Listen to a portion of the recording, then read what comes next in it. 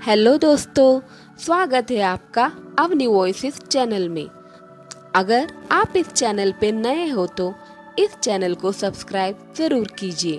तो चलो आज की कहानी शुरू करते हैं। पिता गोपाल दास ने अपने बेटे राम की बहुत अच्छी तरह से परवरिश की। उसे अच्छी तरह से पढ़ाया लिखाया और एक सफल इंसान बनाया। इसी के बल पर बेटा एक कंपनी में बड़ा अधिकारी बन गया। हजारों लोग उसके अधीन काम करने लगे। एक दिन गोपाल दास ने सोचा क्यों ना बेटे की ऑफिस में जाकर उससे मिल आए। जब गोपाल दास उसके ऑफिस पहुंचे तो उन्होंने देखा कि बेटा एक शानदार ऑफिस में बैठा है और बहुत से लोग उसके अधीन काम कर रहे हैं। ये देखकर गोपाल दास को बहुत गर्व हुआ। गोपाल दास अपने बेटे राम के चेम्बर में गए और पीछे जाकर उसके कंधे पर हाथ रखकर खड़े हो गए। इसके बाद पिता ने अपने बेटे से पूछा, इस दुनिया का सबसे शक्तिशाली इंसान कौन है? राम ने गोपाल दास को बड़े प्यार से हंसते हुए कहा, मेरे अलावा कौन हो सकता है पिताजी? गोपाल दास को इस जवाब की आशा नहीं थी। उसे विश्वास था कि उनका बेटा गर्व से कहेगा, पिताजी, इस दुनिया के सबसे शक्तिशाली इंसान आप हैं, जिन्होंने मुझे इतना योग्य बनाया।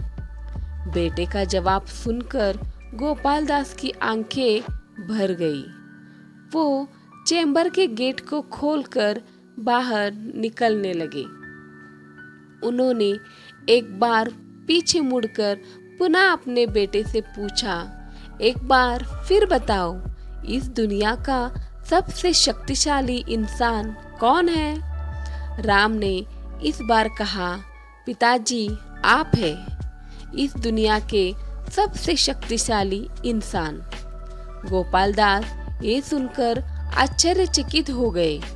उन्होंने कहा, अभी तो तुम अपने आप को इस दुनिया का सबसे शक्तिशाली इंसान बता रहे थे, अब तुम मुझे बता रहे हो?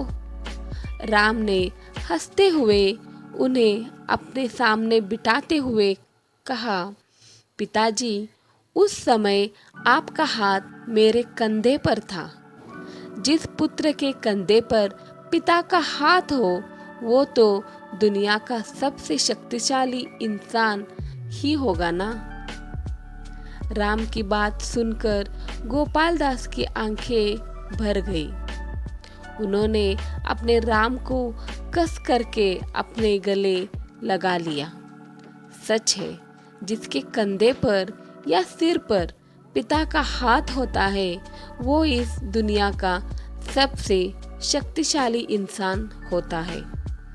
इस कहानी का अर्थ है कि हर पिता चाहता है कि वो अपनी संतान को अच्छे से अच्छी शिक्षा प्रदान करे ताकि वो भविष्य में कुछ बन सके। बदलते समय में देखने में आता है कि काबिल होने पर संतान ही अपने पेरेंट्स के साथ ठीक से व्यवहार नहीं करती, बल्कि अपमानित भी करती है। हमें समझना होगा कि एक दिन हम भी बूढ़े होंगे। हमें समझना होगा कि एक दिन हम भी बूढ़े होंगे। उस समय हमारी संतान भी ऐसे ही व्यवहार हमारे साथ करेगी। तब हम क्या करेंगे? दोस्तों, आपको ये कहानी कैसी लगी? अगर आपको ये कहानी अच्छी लगे तो लाइक और शेयर जरूर कीजिए। लाल बटन दबाकर इस चैनल को सब्सक्राइब भी कीजिए। घंटी का बटन दबा के आने वाले वीडियोस का अपडेट भी जरूर पाइए। आपको ये स्टोरी कैसी लगी मुझे कमेंट में जरूर बताइए। अगर आप ये वीडियो फेसबुक पे देख रहे हो तो फेसबुक पेज को फॉलो ज़रूर कीजिए। तो चलो मिलते हैं अगले वीडियो में एक नई कहानी के साथ। तब तक के लिए स्टे ट्यून और देखते रहिएगा अवनी वॉइस। बाय।